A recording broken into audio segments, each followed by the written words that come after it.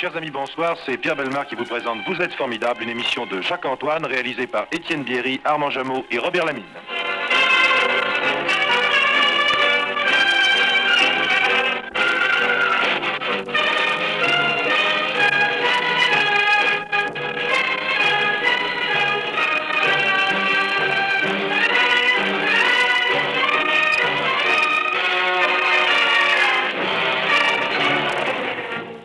Mes chers amis, voici le texte des communiqués qui ont été diffusés plusieurs fois aujourd'hui sur cette antenne.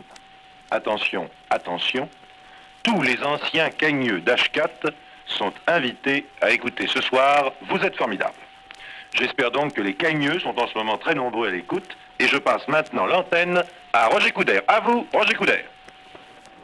Bien, il y a quelques minutes, je suis arrivé en haut de la montagne Sainte-Geneviève et j'ai pris la rue.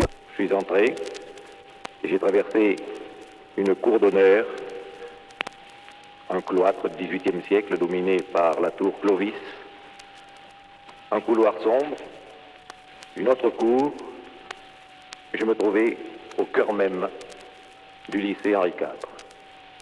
Là, il y avait dans cette cour une porte grillagée que j'ai ouverte et je me trouve maintenant dans une classe. Une classe extrêmement simple. Il y a 25 tables, devant chaque table, 2 chaises. Au mur, des cartes de la Rome antique et de la Grèce. Je me dirige vers un grand tableau noir. Dans le silence, j'écris sur ce tableau noir. Bien, voyez-vous, dans 20 minutes, 2 hommes à qui nous avons donné rendez-vous vont paraître dans cette classe pour la dernière fois. Dans cette classe où ils ont vécu 30 ans, travaillé, usé leur vie pendant 30 ans. Alors peut-être qu'à ce moment-là, dans 20 minutes, nous aurons réussi un miracle. À vous, Pierre Bellemare. Sur la montagne Sainte-Geneviève, vous voyez le Panthéon, ce monument où entrent les grands hommes avec la reconnaissance de la patrie. D'où viennent-ils, ces grands hommes? De gauche et de droite. De gauche, du flanc de la montagne Sainte-Geneviève, de l'école polytechnique. De droite, rue d'Ulm, de l'école normale supérieure, de sa section sciences ou de sa section lettres. Section lettres, depuis 100 ans, chaque année, les meilleurs élèves des lycées de France, latinistes, hellénistes, linguistes, historiens, philosophes, se disputent les 30 places offertes au concours. Que les meilleurs gagnent. Ils seront agrégés et professeurs ou autre chose. La préparation à ce concours si difficile se poursuit tant à Paris qu'en province, dans une quinzaine de classes de première supérieure, comme l'on disait jadis. Ces classes, ce sont les cagnes, où se rassemblent les cagneux. Que veut dire ce nom de cagneux? Ne le répétez pas surtout. D'aucuns prétendent que les premiers élèves de ces classes avaient la tête énorme, des forts anthèmes plantés sur un corps grêle et impuissant à porter tant d'intelligence, au point que leurs genoux, ployant sous le fardeau, en étaient tout cagneux. Mais ne le répétez pas et sachez en tout cas que ce temps est loin et que depuis longtemps, Raymond Boisset, qui fut cagneux et recordman d'Europe de 400 mètres plats, a indiqué aux cagneux le chemin des stades. Tous les cagneux ne rentrent pas à l'école normale supérieure, puisqu'il y a 30 places seulement pour environ 500 candidats. Que deviennent les autres? Oh, rassurez-vous, comme leurs camarades plus heureux, forts de la culture générale qu'ils ont reçue en Cagne, ils partent à la conquête du monde. On en retrouve partout, et notre histoire les a souvent portés aux plus hautes destinées. L'Académie française, bien sûr, n'est-ce pas, monsieur Jules Romain? Mais aussi le prix Nobel, André Gide, Albert Camus. La diplomatie, François Poncet. La littérature, Péguy, Alain Fournier, Sartre, Roger Vaillant, Thierry Monnier, etc. Et surtout la politique, Jaurès, Herriot, Léon Blum, Georges Bidault, Georges Soustel. Ou les martyrs, Jean Prévost et Simone Veil. De part et d'autre du Panthéon, 2 grandes cagnes, Louis le Grand, Henri IV. C'est un peu en plus démocratique, à la française, Oxford et Cambridge. La Cagne de Louis le Grand est de tradition plus influencée par la Sorbonne proche. On y cultive l'esprit, mais en le disciplinant. On y cherche l'efficacité, c'est-à-dire le succès au concours d'entrée à l'école.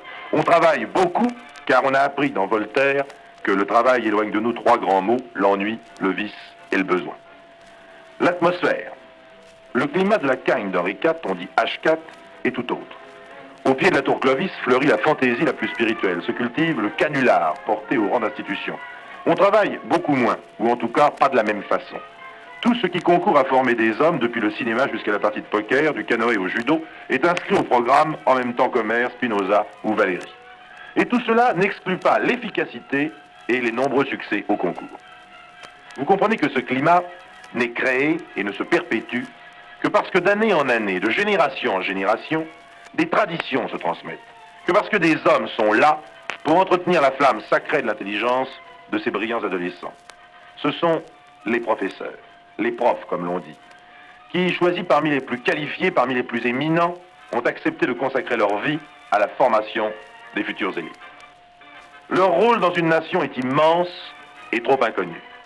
Voilà pourquoi nous faisons cette émission ce soir.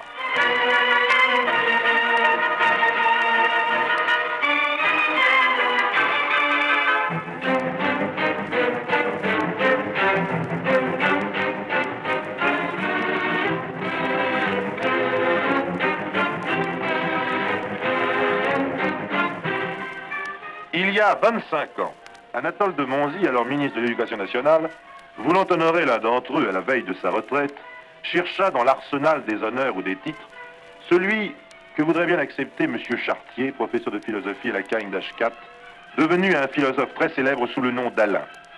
Et il n'en trouva aucun, car Chartier était dans la vie comme il se montrait dans ses propos d'Alain, et sa plus grande satisfaction était d'avoir, chez ses élèves, révélé ce qu'ils portaient en eux de meilleur. Alain, comme Socrate, était un accoucheur d'esprit.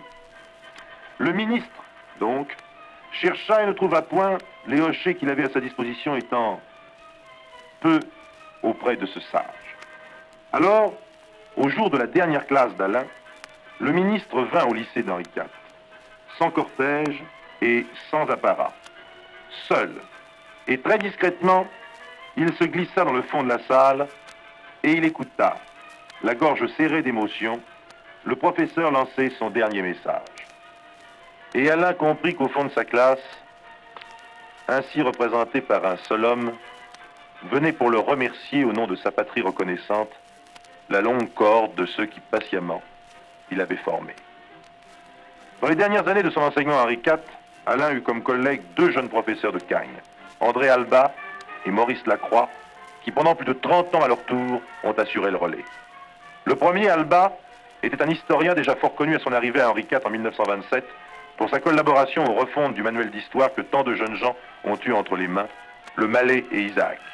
Grand, mince, roide même, la lèvre triste, un peu solennelle, il avait de Louis Jouvet la voix saccadée, mais incisive, et aussi l'allure générale. Docteur Knock de l'histoire, il savait que tout pays bien portant est un malade qui s'ignore. Il n'avait pas son pareil pour démonter les ressorts de l'histoire. Il n'obéissait qu'à un seul maître, la vérité, qu'ardemment sans cesse il quêtait. Son débit assez monotone l'a fait une fois qualifié d'endormeur. Au vrai, c'était un éveilleur exceptionnel, car il obligeait par sa rigueur et ses paradoxes ses élèves à réagir, donc à penser. Moustache opulente, chevelure abondante, visage poupin, voix de miel, Maurice Lacroix ressemblait à l'arché, comme Alba à Jouvet. La merveilleuse connaissance du grec ancien qu'il avait, sa familiarité avec les racines indo-européennes les plus subtiles, sa totale simplicité, étonnaient ses élèves qui usaient avec lui du régime de la douche écossaise. Quand Lacroix les entraînait au milieu des dieux de l'Olympe, qu'il fréquentait quotidiennement, ou sur l'agora athénienne, écoutait Démosthène, la classe attentive palpitait. Mais tout d'un coup, la fatigue venant, l'attention se relâchait sur une boutade du maître. Tel éole, enflant de son souffle puissant les flots de la mer immobile, une houle énorme parcourait la classe, un chahut fracassant se déchaînait, qui se calmait bientôt au verre d'Échille ou de Ripine. Ainsi cet homme éminent avait-il trouvé le moyen rapide de détendre ses élèves fatigués et de les rendre à nouveau attentifs et réceptifs. Alba et Lacroix, pendant plus de 30 ans, ont enseigné les cagneux d'Henri IV. Parmi cette armée d'hommes que l'on appelle l'élite, ils ont été un peu les piliers de cet édifice qui est votre pays. Demain, dans le silence, L'inexorable règlement les contraint à prendre leur retraite. Ce silence, nous allons le briser d'un seul appel et réaliser un miracle. Un miracle si vous êtes formidable. Attention, à vous, Roger Coudert. En effet, c'est un miracle que nous allons vous demander ce soir de réaliser pour André Alba et Maurice Lacroix. Quand je dis « nous allons vous demander », je m'adresse à vous, anciens élèves de Cagnes. Vous avez été 1500 dans cette classe dans laquelle je me trouve en ce moment, dans cette classe vide. 50 chaque année. Je vous ai dit tout à l'heure, 25 tables et 2 chaises devant chaque table. Dans cette classe nue, avec simplement une carte de la Rome antique, une carte de la Grèce. Depuis 30 ans, tant de richesses ont été enseignées ici, tant d'hommes ont été formés. Vous qui m'écoutez, anciens de Cagnes, souvenez-vous d'André Alba et de Maurice Lacroix, ces 2 profs extraordinaires qui vous ont fait découvrir tellement de merveilles, tellement de richesses. Bien, je vais vous demander ce soir de venir immédiatement, si vous en avez la possibilité, tout de suite, sans attendre une seconde, de venir dans cette classe que vous n'avez pas oubliée, dans cette classe qui vous a marqué pour la vie, de venir attendre André Alba et Maurice Lacroix, vos 2 profs, qui pour toujours demain quittent cette classe. Lorsqu'ils vont rentrer, je vous en parlais au début de cette émission, dans quelques minutes maintenant, il faut que vous soyez là, nombreux, debout, à les attendre. Simplement pour leur faire comprendre qu'il y a des choses dans la vie que je n'oublie pas. Je ne vous indiquerai pas le chemin, vous le connaissez mieux que moi. La rue Clovis, la cour d'honneur, le couloir sombre, l'autre cour, la porte grillagée et la classe de Cagnes. 50 par an, vous étiez 50 par an à vous être enrichis pendant 30 ans dans cette classe. Nous vous attendons. Il faut que vous soyez là dans quelques minutes. Faites vite. Je suis sûr que vous allez venir nombreux. À vous, Pierre Bellemare. Merci, Roger Coudert. Eh bien oui, nous sommes sûrs que vous allez venir nombreux à Henri IV. Nous vous demandons, vous, les anciens cagneux d'Henri IV, de venir très très vite dans la classe où se trouve Roger Coudert. Et je vais élargir cet appel à tous ceux qui m'écoutent en province, aux cagneux de province. Et vous allez téléphoner, vous, cagneux de province, à SVP. Et nous pourrons ainsi connaître vos noms. Et je demanderai à Roger Coudert de les écrire sur le tableau noir de la classe. Ainsi, vous serez quand même présent ce soir auprès de vos anciens professeurs qui quittent définitivement la classe de Cagnes demain. Il y a 30 ans qu'ils enseignaient chaque année à 50 d'entre vous tout ce qu'ils devaient savoir. Donc, je compte encore une fois sur vous, vous tous qui habitez la région parisienne, vous tous qui habitez Paris, je vous en prie, dès maintenant, allez vite à Henri IV, dans la classe où se trouve Roger Coudert, il vous attend, et je le rappelle également, vous tous qui m'écoutez en province, vous pouvez dès maintenant téléphoner à SVP, tous les cagneux de province, pour donner votre nom et ainsi Roger Coudert pourra les inscrire au tableau noir de la classe où il se trouve.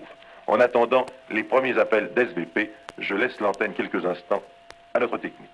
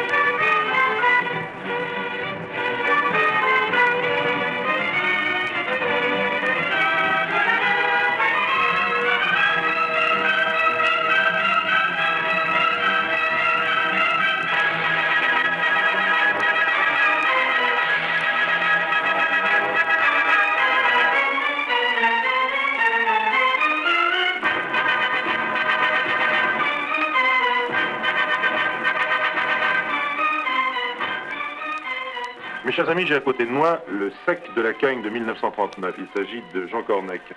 Je voudrais d'abord, avant de lui laisser le micro, qu'il m'explique ce que veut dire le terme sec de la Cagne de 39. Je ne l'ai jamais su. C'est un très beau titre. C'est le plus beau que j'ai jamais porté parce qu'il était la manifestation de la confiance de tous mes camarades de 1938-39. Et je conserve ça dans mon cœur. Et c'est en usant de ce titre que je reprends aujourd'hui pour 1 minute que je leur demande de nous aider à réaliser la conspiration que l'équipe de Vous êtes formidable a accepté de mettre au point et de venir tous très vite, à pied, à cheval, à bicyclette ou en taxi, à Henri IV, où nous les attendons. Oui, mais quand même, voyez-vous, je tiens quand même à avoir quelques petites précisions, car vous êtes curieux. Vous ne me les avez pas données. En quoi alors consiste le rôle de sec? C'est un rôle très important. Oui. Il commande à 100 cagneux et surtout à 100 bisus cagneux. Et le bisu, dans notre langage, c'est cet esclave qui n'est encore rien, qui n'est pas sorti de la matière, et qu'1 an d'enseignement en hippocagne va rendre à l'esprit. 1 an d'éveil de l'esprit sous l'influence de Maurice Lacroix ou sous l'influence d'André Alba, et de ce qui n'était rien hier deviendra un homme demain. Ces hommes, c'est cela que vous allez voir ce soir s'ils répondent à notre appel. Eh bien, nous espérons qu'ils vont répondre effectivement à notre appel. Je leur rappelle encore à tous les cagneux qui habitent la région parisienne et Paris qu'ils doivent se précipiter au lycée Henri IV s'ils ne l'ont déjà fait, mais je suis certain qu'ils sont déjà en route. Certains m'écoutent maintenant peut-être sur le poste de leur voiture s'ils en ont une, d'autres sont peut-être déjà dans le métro, je ne sais pas, enfin par tous les moyens de locomotion, nous les attendons là-bas. Et nous allons maintenant rappeler encore aux cagneux de province qu'ils peuvent se joindre à cet élan des cagneux de Paris en donnant leur nom à SVP, et ainsi nous pourrons les inscrire au tableau noir de la classe où se trouve Roger Coudert.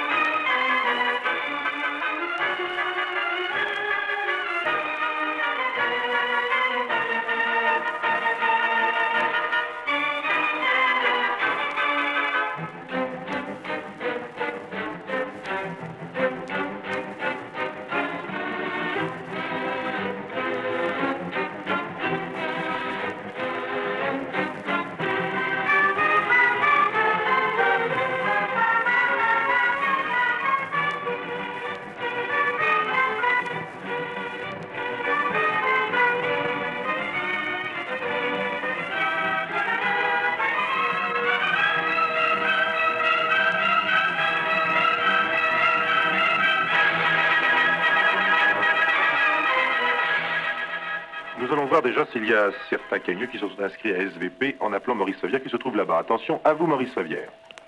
Eh bien, oui, Pierre Bellemare, effectivement, Roger Coudert peut prendre sa craie et commencer à inscrire sur le tableau noir les noms que je vais lui donner. Monsieur Colimon, C-O-L-I-M-O-N, 3 route des cultures au Vésinet, en Seine-et-Oise, a eu, au cours des années 1941-1942, monsieur Alba comme professeur. Il est maintenant journaliste. Il nous signale d'ailleurs qu'il n'était pas toujours d'accord avec M. Alba, mais qu'il lui a toujours porté la plus profonde admiration.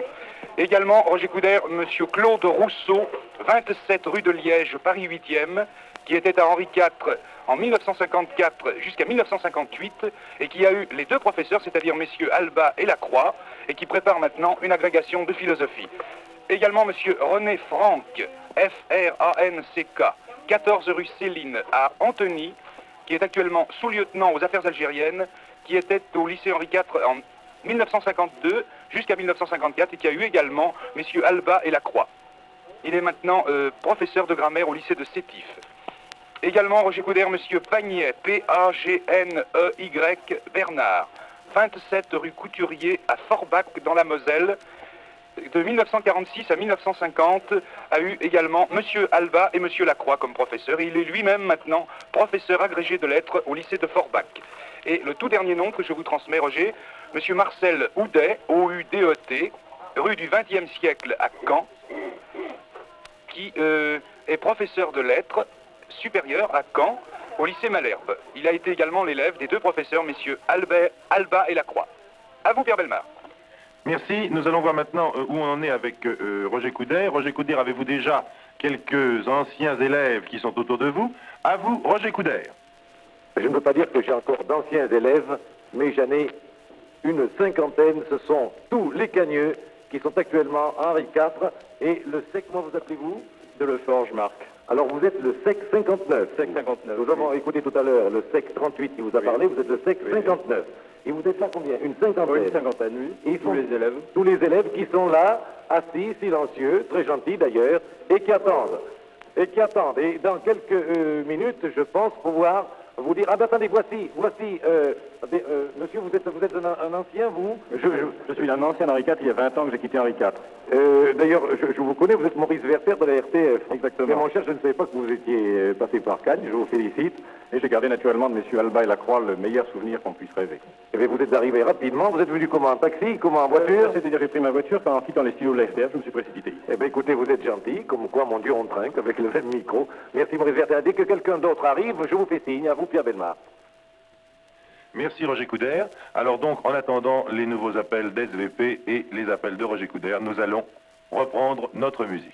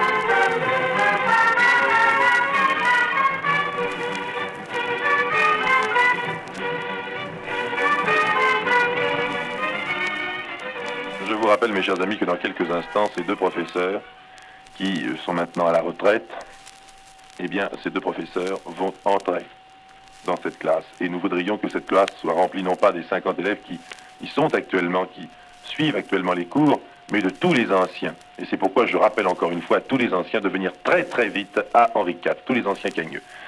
Maurice Favier, avez-vous de nouveaux noms à nous communiquer, s'il vous plaît, à SVP? Eh bien, oui, Pierre Bellemare, je n'en ai qu'un pour l'instant. C'est monsieur Pierre Daix, D-A-I-X, qui nous appelle de la Seine-et-Oise, à Launay, très exactement, et qui a été l'élève de monsieur Alba lorsque le lycée Henri IV était évacué à Rennes, au cours des années 39-40. Monsieur Pierre Daix est actuellement rédacteur en chef des lettres françaises. À vous, Pierre Bellemare. Merci mille fois. Roger Coudert, rien de nouveau à Henri IV? Pierre. Oui. Allô? Oui. Merci, il y a du nouveau, figurez-vous que j'allais vous appeler parce que alors c'est une nuée d'anciens cagneux qui sont arrivés d'un seul coup. S'il vous plaît, voulez-vous me dire, monsieur, votre nom? Prélu. Quelle année? 42. J'étais pas très doué pour le grec, alors je me suis tourné vers les marchés de l'État. Je n'avais aucune prédestination là-dedans, mais enfin... Ouais, vous êtes venu je ne nous regrette tuer. pas le grec. Merci. Désespérera, monsieur Lacroix, mais tant pis. Monsieur? Michel, 40-43, sec de Cagnan 41, sauf erreur, a fini dans la machine à coudre et la mécanographie. Merci, monsieur. Monsieur? Lecourt, Roger. Oui. 1938, 1939 et 1941-1942. Eh bien, écoutez, c'est extraordinaire, vous êtes arrivé avec une rapidité déconcertante, monsieur. Le Tenturier, 41-44, tout de même, j'ai fini agrégé d'histoire. Bravo, monsieur. Monsieur? Ça sera par 38-39 et 41 et 40-42. Je ne détestais pas le grec et je suis devenu directeur du service des alcools. Monsieur? Picmal Jacques, 38-40, professeur de philo. Merci, monsieur. Monsieur? Voulez-vous ouvrir la porte, s'il vous plaît? Merci, oui. Raison Francis, 39-41, cours des comptes et productivité.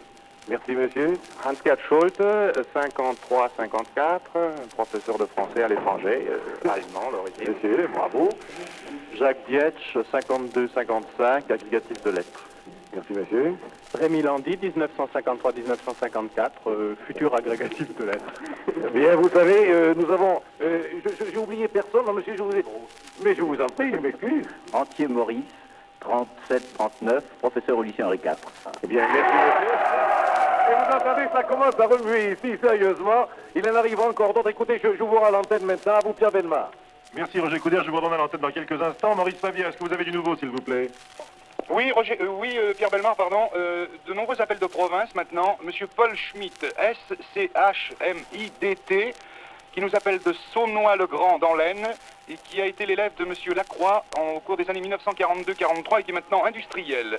Monsieur Gousseau, GOU2SOT, la résidence numéro 11 à 3, de 45 à 49, actuellement professeur de lettres. Monsieur Hienot, H-I-E-N-O-T, 6 rue du Colonel Nollet à Béziers, reporter actuellement dans un journal local. Mademoiselle ou Madame Nicole Sitner, S-I-2-T-N-E-R, 55-56, qui a eu monsieur Lacroix comme professeur, était actuellement professeur de lettres à Montbéliard. À vous, Pierre Bellemare. Merci Maurice Favière. Écoutez, en attendant de nouveaux appels de Roger Coudert, nous allons demander à la technique de passer notre musique de ce soir. Et tout de suite après, je laisse l'antenne à Roger Coudert.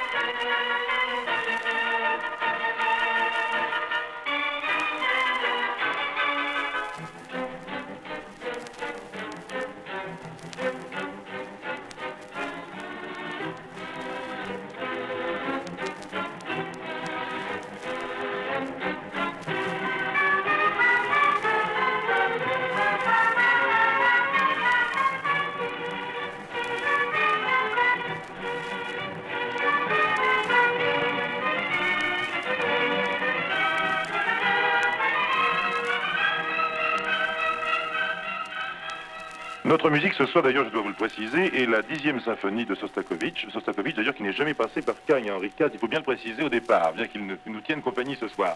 Roger Coudert, s'il vous plaît, est-ce que vous avez de nouveaux élèves qui sont arrivés? Et bien sûr, monsieur, vous écoutez l'émission chez vous, vous êtes arrivé immédiatement. Immédiatement, mais j'habite tout près. Oui. Oui. Et quelle année? 42. Et vous avez gardé mon souvenir, vous êtes venu immédiatement. Oui, je n'ai jamais été que bisu, moi, d'ailleurs, parce qu'après ça, j'ai été un faux frère, je suis allé en colo. Mais vous reconnaissez la classe? Monsieur, je m'excuse. Mauduit Jean, 3942. J'ai particulièrement mal tourné puisque je suis journaliste. Comment? Mais c'est pas un exemple pour moi, ça. Mais non, vous avez très bien tourné, François. Secrétaire général adjoint de François, oui. Vous reconnaissez la classe, elle n'a pas changé? Je le reconnais, oui. Rien n'a changé. Rien n'a changé, nous avons l'impression de ne pas avoir quitté ce lycée.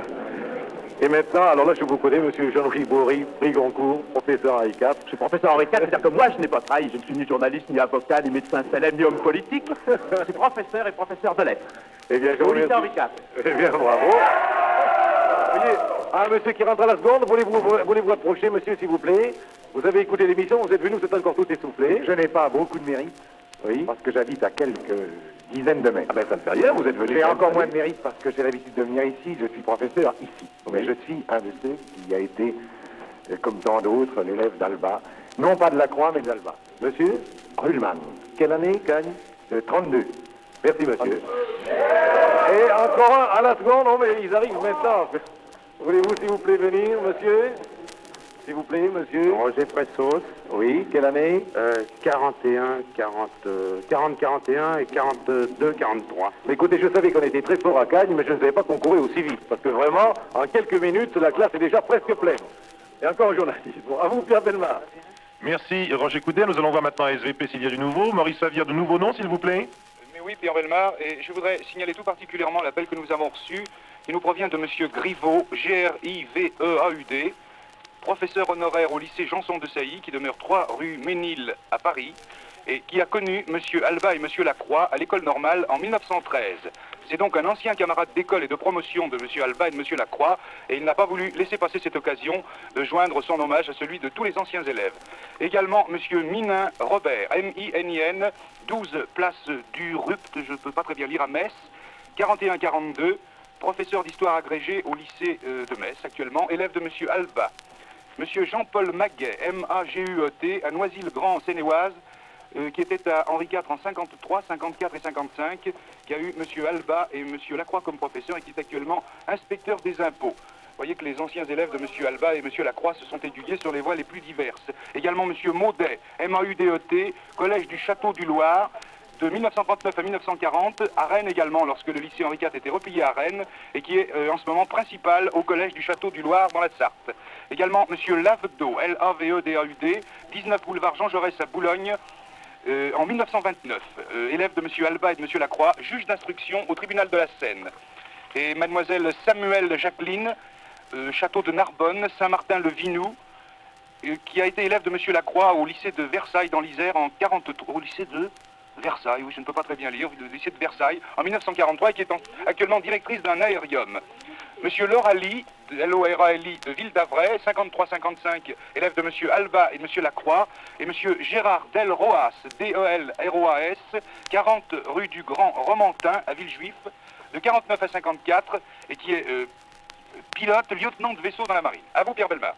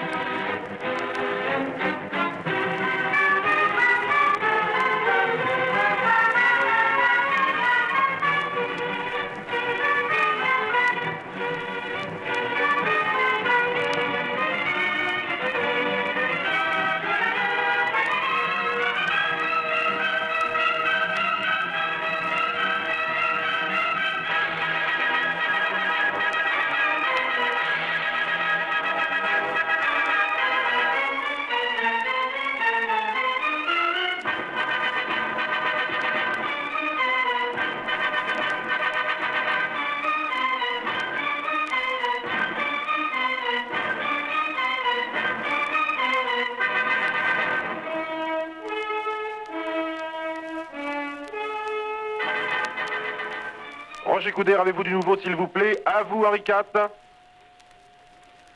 Allô, Roger Coudert? Allô? Oui? Vous m'entendez? Oui, je dis la classe est maintenant presque pleine et sur le tableau, le sec de Cagnes 59 a décrit plusieurs noms. Il y a déjà plus de 20. Monsieur, vous arrivez à l'instant. Quel est votre nom, s'il vous plaît? Plomb, 37-39. Qu'est-ce que vous êtes devenu, monsieur? Aucun nom particulier. Je suis resté dans l'enseignement. C'est un nom? Contestation unanime, c'est un nom. J'ose à peine dire que je suis à Louis le Grand. Monsieur, alors, vous en faites du calme, monsieur. Monsieur Beaujeu, Oui. 34-38. Je suis actuellement professeur de latin à la faculté des lettres de Lille. Eh bien, monsieur. Bon, écoutez, ça m'est difficile de demander maintenant à tout le monde, mais vous savez, Pierre, je peux dire que la classe est à peu près pleine maintenant. Cette classe de Cagnes, et je crois qu'il y a beaucoup plus de 50 élèves. J'en demandais 50, il y en a beaucoup plus maintenant. À vous, Pierre. Merci, Roger Coudert. SVP, avez-vous du nouveau, s'il vous plaît? Eh bien, oui, Pierre, encore un nom à inscrire sur le tableau noir, celui de Monsieur Jacques Pignon, P-I-G-N-O-N, élève de Monsieur Alba en 28 et 29, actuellement professeur de français à la faculté de lettres de Poitiers. À vous, Pierre Bellemare. Merci. Eh bien, je crois, mes chers amis, que dans quelques minutes maintenant, quelques toutes petites minutes, les deux professeurs pour qui nous avons fait cette émission ce soir, c'est-à-dire M. Lacroix et M. Alba, vont entrer dans cette classe. Je voudrais, juste avant qu'ils arrivent, que Roger Coudert nous donne encore quelques noms parmi les personnes qui ont bien voulu se déranger jusqu'à leur vieille classe d'Henri IV, et je voudrais donc lui laisser l'antenne tout de suite. Roger Coudert, s'il vous plaît, à vous. Eh bien, monsieur, vous arrivez à l'instant aussi. Quel est votre nom, monsieur? Pierre Durand. Oui. J'étais ici de 1941 à 1943 et je suis journaliste aujourd'hui. Vous êtes journaliste? Encore un de ceux qui ont trahi. Mais pourquoi, monsieur? Ce n'est pas trahir que d'être journaliste. Monsieur, vous arrivez à l'instant, voulez-vous? Ah bon? Pardon, voulez-vous approcher? Parce que là, il y a un retour. Voulez-vous approcher, monsieur? Les classes ont été Georgin, où j'ai été avec Jean Prévost et avec Gaxot. Vous êtes monsieur? Votre mère. Et quelle année? 1916-1917. C'est gentil, C'est un vieillard. Oh, mais pas du tout. C'est gentil, Avant de monsieur. venir demain au dîner des anciens élèves. Et est-ce que je peux vous demander ce que vous êtes devenu, monsieur? Je suis agent de change, comme a été de Verneuil, l'ancien syndic, qui a été 8 ans ancien élève de Henri IV. C'est formidable, vous voyez. À Cagnes, il y a vraiment... Ben, voulez-vous approcher, monsieur? Monsieur? C'est Cara, Oui. professeur du Michelet. Oui, quelle année? 38-39.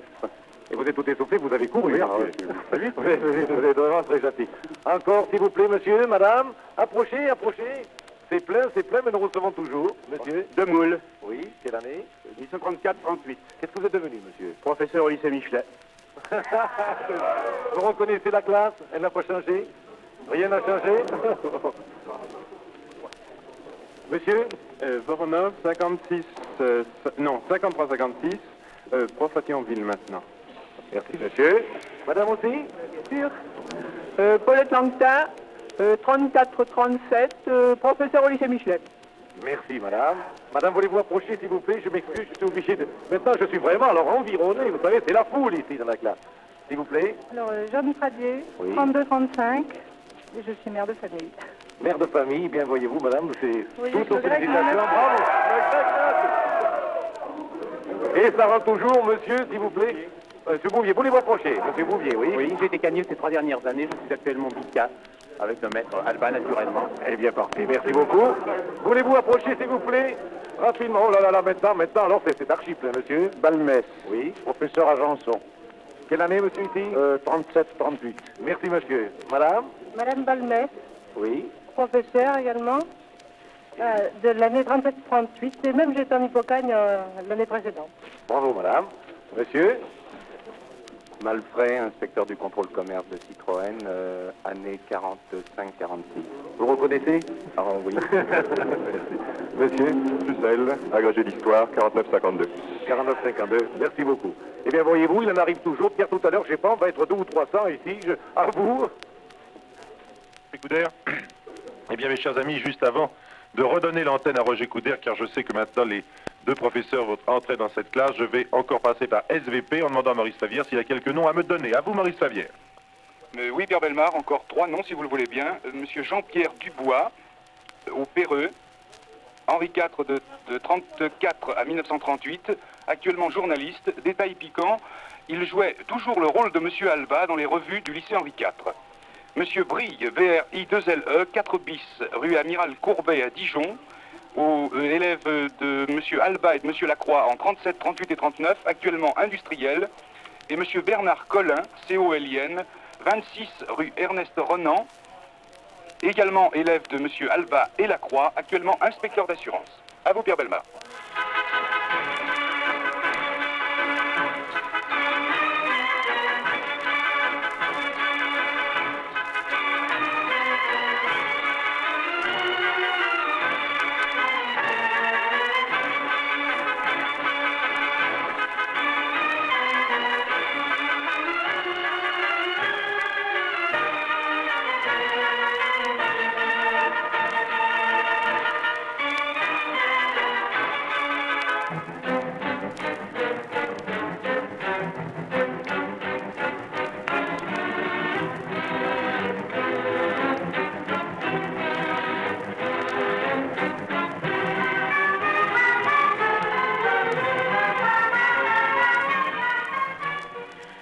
Bien, mes chers amis, je vous le rappelle, maintenant, dans 1 minute, peut-être dans 2 minutes au maximum, Monsieur Lacroix et Monsieur Alba vont entrer dans la classe de Henri IV.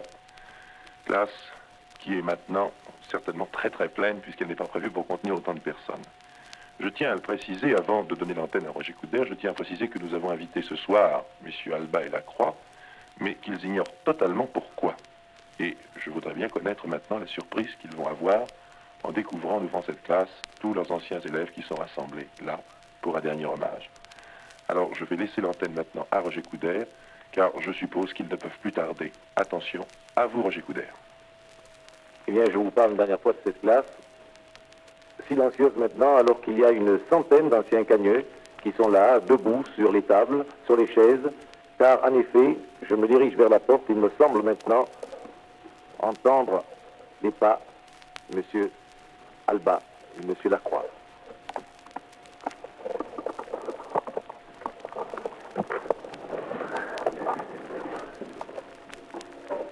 Eh bien, messieurs, voulez-vous entrer?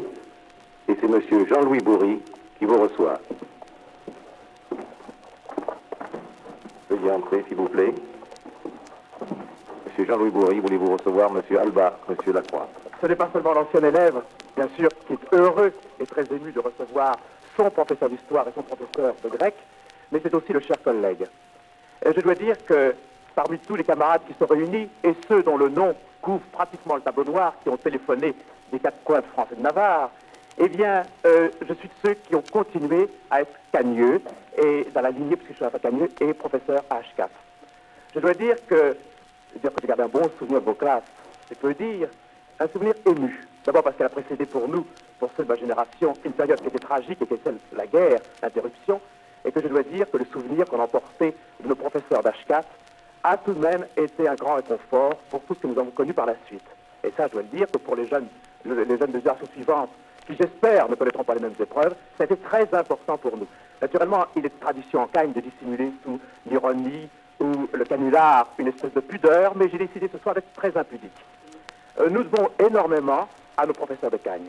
Et l'ambition de ceux qui continuent dans la lignée, que sont professeurs eux-mêmes, c'est d'être un peu ce que, par exemple, M. Alba et M. Lacroix ont été pour nous. Nos camarades journalistes, nos camarades hommes politiques, c'est terrible à dire, mais il y en a, nos camarades qui sont avocats, etc., ne sont pas professeurs, bien sûr, mais je suis persuadé qu'ils sont hommes politiques, dans la mesure où c'est compatible, surtout maintenant, avec, en tenant compte, naturellement, des valeurs que M. Lacroix et M. Alba leur ont inculquées, et pour lesquelles je remercie, en mon nom, et en nom de tous ceux qui sont là, et de tous ceux qui ont téléphoné, et tous ceux qui n'ont pas pu téléphoner, je tiens à les remercier ce soir, profondément ému. Monsieur Jean-Louis Bourri de Primoncourt vient de vous parler, messieurs. Monsieur Alba, Monsieur Lacroix, voulez-vous répondre? Je suis naturellement extrêmement ému de tout ce que je viens d'entendre. Monsieur Alba. Et je remercie les paroles vraiment aimables que l'on m'a dites. Je suis heureux si vraiment j'avais réussi dans cette cagne à créer un peu de ce climat que je voulais créer, climat de liberté, de tolérance mutuelle, de liberté spirituelle. Et je voudrais dire tout de suite que si j'ai aimé le développer, j'ai été aidé par tous mes cagneux, de mes 32 ans de génération de cagneux, qui ont toujours, vis-à-vis de la liberté spirituelle, continué ce que Chartier, qui enseignait la philosophie quand je suis arrivé ici en 1927, avait réalisé déjà pour la philosophie, que j'ai essayé de réaliser également pour l'histoire. Merci, Monsieur Alba. Monsieur Lacroix. Je voudrais à mon tour dire toute mon émotion devant la sympathie que nous témoignent à Alba et à moi-même, nos cagneux et nos anciens cagneux. Ce que nous avons essayé, comme vous le disiez, Alba, c'est de développer cet esprit d'amour du vrai, cet esprit de tolérance, cet esprit de compréhension. Nous ne vous avons pas enseigné telle ou telle doctrine. Vous êtes non seulement dans des professions diverses, mais dans des familles politiques, spirituelles ou philosophiques fort diverses. Mais je crois que ce qui nous unit tous, c'est non pas une communauté de pensée, mais une communauté d'esprit, une communauté de méthode. Et cela, dans ce que nous avons essayé de vous enseigner, ça m'a toujours paru beaucoup plus important que les connaissances mêmes que nous vous avons données. Voilà dans quel esprit je voulais ce soir vous remercier. Merci, Monsieur Lacroix. Et maintenant, la surprise que tous les cagneux vous réservez, la voici pour vous. Ils vont chanter l'hymne de Cagne. Comment s'appelle-t-il, Jean-Louis Bourri? Marat Tibicania, sur l'air des trompettes de Haïda. Et c'est le fait.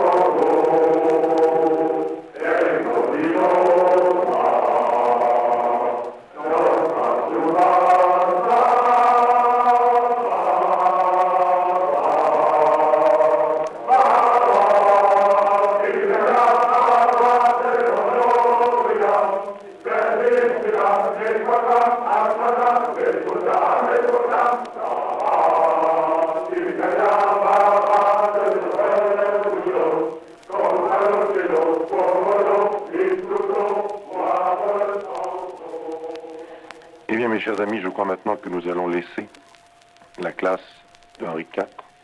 Nous allons laisser les anciens élèves et leurs professeurs. Maintenant, la suite de cette émission ne nous regarde plus.